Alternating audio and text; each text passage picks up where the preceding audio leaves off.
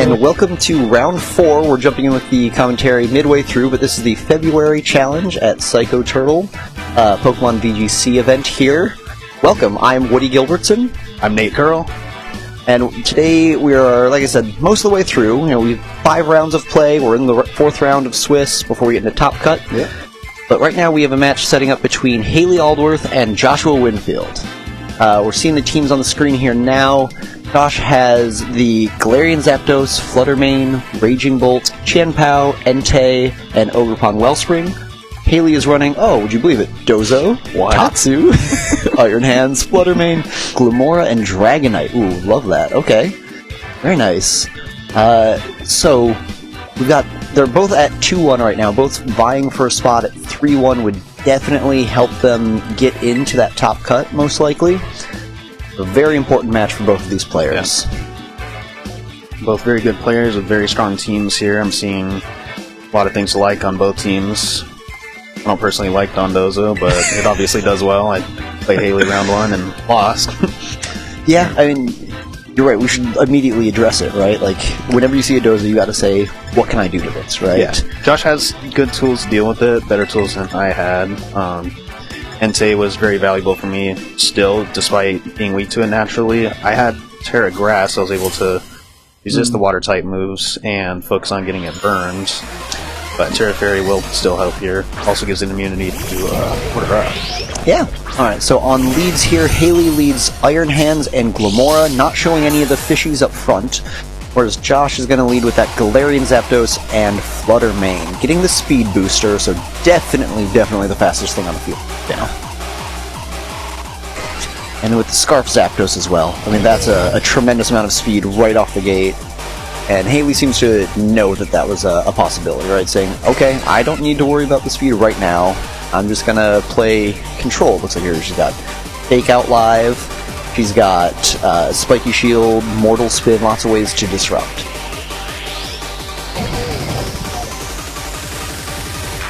So Josh does have the potential here to have both Fake Out immunities. Zapdos having a Terra Ghost, able to threaten some damage on the Glimmora, but it having Sash definitely is a problem. Gives it a little staying power.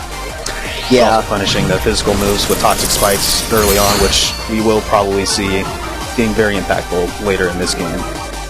Yeah, it really helps that Dozo mode, right, to be able to say, well, even if I can't quite deal enough damage, if you're poisoned, you have a timer, and I do not. Okay. But we just see the Icy Wind for speed control, and then that Zapdos getting out of there with U-turn. And importantly, breaking Sash on Glimmora too. Yes, and not setting up those Toxic Spikes. Yeah. Now, seeing that Hayley definitely went for 2 attacks here, right? You gotta decide, okay, I gotta bring in something. It's gotta be kind of scary to bring in that Chien-Pao right now. Right? Yeah, it's a little awkward. It would definitely drop to a double up here, which is a real possibility. Yep, so we do see that Mortal Spin, just laying down some poison right off of turn 1, saying, maybe I don't need spikes. That will bring a lot of control into this game. And the Iron Hand's gonna go for the Heavy Slam. That'll take out the Flutter. Definitely a knockout, yeah. Yes, that's super effective. The weight difference there, I don't know off the top of my head, but I assume... I'm pretty sure it maxes out, yeah. Relatively sure. Yes, absolutely. Alright, so, yeah, it looks like Hayley got what she wanted out of that turn 1, so now Josh has to respond back with something here. Obviously, like you said, already has very strong speed control, especially with the Icy Wind. But how do you start exerting pressure here? Now, that Brave Bird... close combat, I don't know, it doesn't look like he's got a ton of damage into the Iron Hand. Yeah, there's neutral at best here. With a good amount threatened back.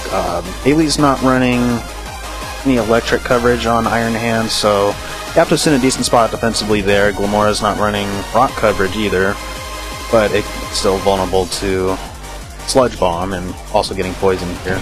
So if it's not able to do much, the pace of the game ends up slowing down and the poison really ends up taking a toll. Yeah. Usually, I tried running Galarian Zapdos for a while. I find that it really needs to rely on that Defiant to really deal damage. Yeah. Defiant is a great ability, but if it's not getting procced, it's strong, but it's not taking one-hit KOs. Yeah. And it's really from Intimidate too, because that just happens immediately, and While Tatsugiri has Icy Wind. Ooh, wow. Yeah. So the Terra Electric Thunderclap there, cleaning up the Glamora from just a little bit of chip. Yeah. Strong. We'll see. Ooh. Looks like it does about half, right? There was a little bit of chip on there in advance, now it's below half. Oh, and we see the poison. The poison will take out Raging Bolt. Yeah. So Josh burns the Terra to potentially maybe, I don't know if he needed it. You know, Glamora doesn't have too much defense there. With Life Orb, I don't know how much special attack he's running, but that could make a difference on the roll. And out comes Dondozo. Which one of these is this? Is the shiny one? Oh, okay. Yeah. So now we're going to see poison here again, and that's going to be a big deal with the... No poison. Oh, no poison. Yeah, there were no physical attacks. That's right. I forgot that was the Mortal Spin. No spikes. Right. Is the Thunderclap special, so it doesn't proc that. So Josh definitely navigated that well, so we can have his last two in cleanly here. But I mean, staring down Dondozo, you got to start thinking there's probably a Tatsu in the back, right? So, do you not attack the Iron Hands and hope that it doesn't just get a free attack in? Because Qianpao would not like to eat. Oh, there's no switch. Yeah, this is so tough when playing against Dozo-Giris. Okay, so we saw how much damage it did before, and yep, enough to pick it up. Yeah. Well read there. Does the Qianpao have Sacred Sword? Yes, okay, so that is definitely key here, because that Sacred Sword helps ignore stat boosts. So if we do see the Tatsugiri coming in, which we do, it's going to get +2 to all those stats, but Sacred Sword will ignore the double defense, so it will deal good damage. Yeah, it takes a decent chunk. It's going to take a few hits. It's not stab, and you have no way to boost it, so... Yeah. With a unaware, ignoring any boosts, if you want to try to go for coaching or something like that, doesn't do you any good, and doesn't help you defensively either. Right. The Zapdos is locked into Brave Bird, though, with that Choice Scarf, so it is going to go first again, and it is going to Brave Bird into the Dondozo, I assume. You know, you can technically target the Tatsugiri, but it's not going to do you any good. Alright. Okay. Second Qianpao, we'll see where the targeting ends up. Spread damage can't hit both targets here. Ooh, we're going to see a lot of recoil damage. Yeah. Dondozo has a ton of HP, so... Yeah, definitely. Oh. And then the Wave Crash. Good call. Yeah. So let's see here. If I'm staring at this endgame, the Dozo does have leftovers, but it is in the red. So I assume from here Sacred Sword certainly picks up. I get the feeling we're going to see it protect. Yeah. I think Hayley will probably protect just in case Sacred Sword wouldn't pick up. I think Sacred Sword will pick up, but it's worth trying. Nothing. Alright, but then we're going to be staring down at the end game a Choice Scarf Tatsugiri against a Sash Qianpao. Now, the Tatsugiri does have the 100% accurate Dragon Pulse, so it doesn't have to rely on Muddy Water misses unless Hayley thinks she has to. Yeah. But the Dragon Pulse is at best a 2-hit KO. Do you think that anything that this Qianpao does can KO a Tatsugiri? Oh, it's not! Oh, it doesn't matter. None of that matters anymore. Oh, that's well. I see a path. Yeah. I was wondering what the... Okay, I was getting way too ahead of myself, I suppose. There's the possibility of a Sucker Punch crit picking up. I don't know the calc off the top of my head, but the possibility is there. Yeah, I mean, I suppose it is literally the only play now, right? Qianpao is quite strong. Let's see how much this Ice Cat can do with the Sucker Punch. Oh, it looks like it needs it. That looks like about 60. I think Crit would have picked that up, yeah. Yeah. Unfortunate. But with that Dragon Pulse, Hayley will seal up Game 1 with just the little Tatsugiri the Recluse showing up at the end there. So going into Game 2 here, you gotta know, alright, obviously, Hayley loves Dozo-Giri, at least plays a lot. I don't know if I should speak for that. But what do you think you're thinking of Josh? Raging Bolt's going to be really strong into it. Obviously, Stab Electric. It could Terra in the grass, so you may want to keep Qianpao or Entei around to cover if it goes for a defensive Terra. Zapdos also hits it really hard and is fast. But yeah, I mean, that Brave Bird did so much more than I thought. Yeah, and that was neutral. I mean, the crit, but it did a lot. Yeah. So maybe aiming for some way to like pin it down with, moves. Yeah.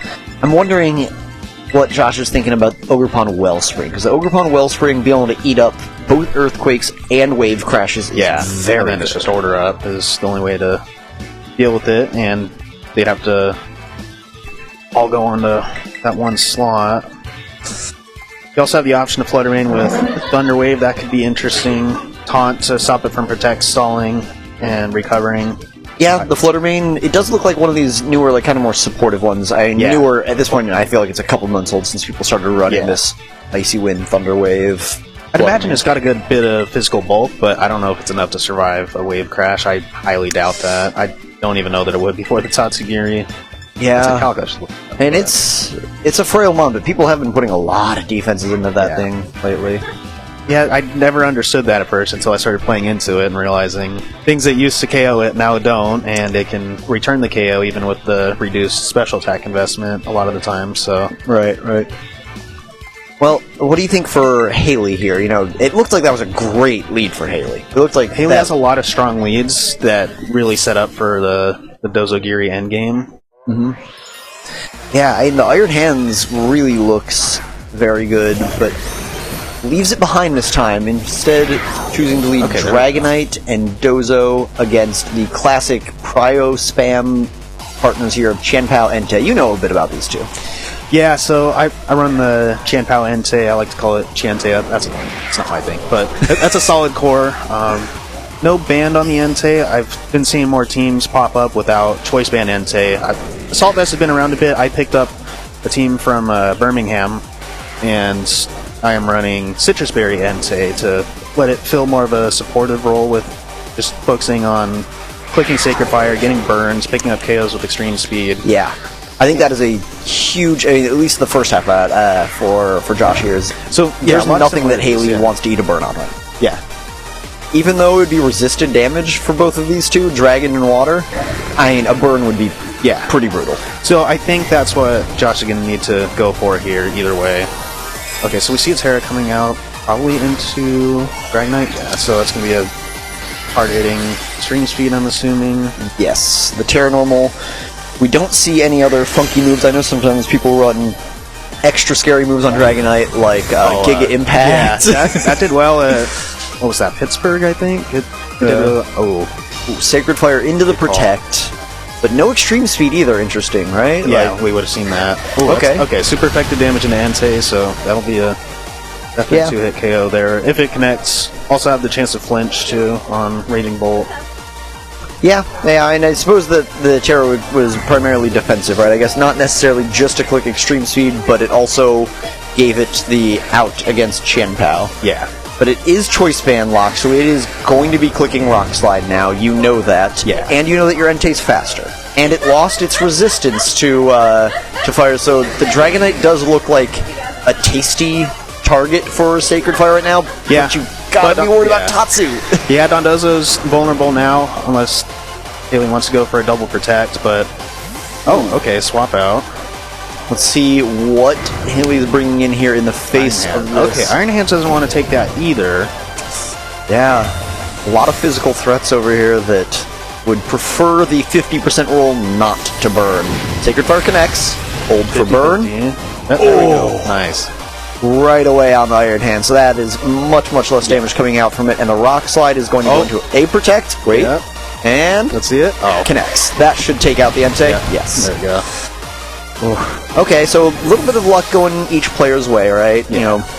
Not getting a Rock Slide miss, but getting the burn on Sacred Fire. Yeah, even though it's hitting neutral, Low Kick does a lot of damage into some of these, pseudos. It does a lot of damage into Raging Bolt. Yeah, and it would. It'll still probably deal a bit, but there's definitely some pressure off from that. And the Dragonite helps a lot. And it's still in the same position. You can potentially, if you want to, try to Thunderclap it. You can try to just attack into it, because it's going to be either attacking or switching. Ooh. Okay. Yeah, I guess there are different options here. Yeah, a lot of options on the field here for Josh. Yeah.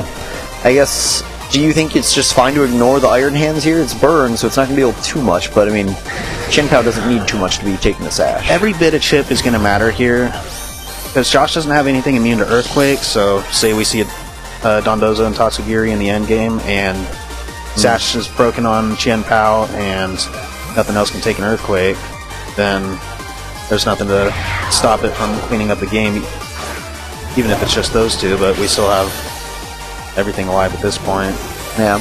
So we will see, this has to be the Terra on the, on the Chen Pao. Makes a lot of sense. Yeah, see if you can blank, one of these moves from Iron Hands, fake out Drain Punch, low kick. Yeah, there we go. So fake out immunity, but also... Oh, that was into the other one, okay. So double fake out immune lead there. Oh, good damage. Yeah. Critting that Dozo. Dozo, very much afraid of crits. I have ranted about the math on this subject many times. I'll save the listeners right now, but... What's that rule of big numbers? Yeah. The longer it's there, the more likely it is to happen. Yeah. More likely it's longer on the field, but it seems to be happening a lot here. Yeah, so we've seen all of Josh's Pokemon now, and we do see that there isn't an Ogerpon, and there isn't a Galarian Zapdos. So really banking on these other tools to take down the Dozo before, can get up and start just spamming Earthquake. Yeah. The good chip of damage there is helpful, but we'll see if it's enough to stop the Dozo. No switches still, though. Yeah, I was surprised to not see a switch there. Get a little leftovers recovery. We'll be seeing a bit of that. Pick up the KO. Oh, wow. No.